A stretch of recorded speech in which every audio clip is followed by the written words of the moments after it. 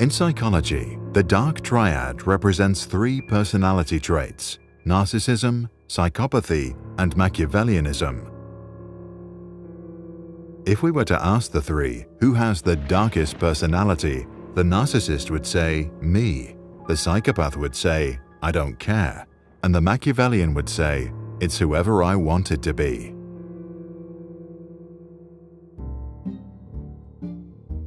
People scoring high on the three traits are more likely to commit crimes and create severe social problems in society, families, and organizations. This is why the research on the dark triad is used widely in law enforcement, psychology, and business. Here is an overview of what we know.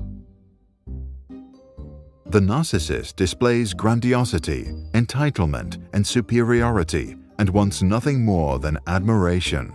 Once he gets what he wants, the narcissist is rarely interested in other people. When he does care, it's to enhance his status, which is why he likes to mingle with successful others. They seem as though they're completely in love with themselves, but at the root of their inflated egos are often deeply held feelings of inferiority. To protect their constructed self, they can never admit to being wrong, which is why they lie or blame others. Machiavellians are unprincipled, cold, and have a cynical view of other human beings. They like money, power, and winning, and they use manipulation to get what they want or exploit others. If manipulation doesn't work, they steal or betray. Those high on the spectrum believe it's better to be feared than being liked and offend others as a strategy to control them. When you are a psychopath, you come across as cold and others think you are scary. You also show little to no fear, act impulsively, and you enjoy mental thrills. Those high on the spectrum don't form any emotional bonds. The result is a complete lack of compassion. That means they have no problem being mean. If something terrible happens, they later often don't feel any remorse or guilt. The research tells us that men score significantly higher on all three compared to women. And while these three personalities are empirically distinct, they do overlap.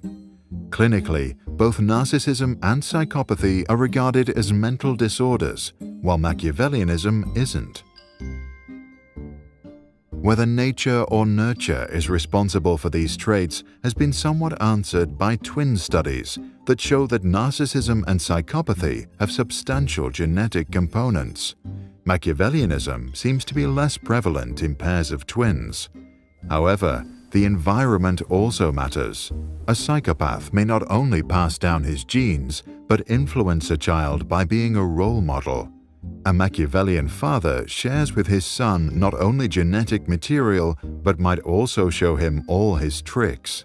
The son of a narcissist not only gets his dad's chromosomes, but may also experience his perfectionism. With the Big Five personality traits, also known as Ocean, the three correlate either positively or negatively.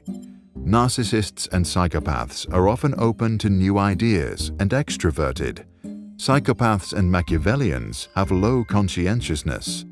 All three personality types score low on agreeableness, and psychopaths are hardly neurotic. Whatever happens leaves them cold. An evolutionary explanation for these traits could be sexual strategy. Many of us pursue a slow life, invest in long-term relationships, have a few children, and spend time on parenting.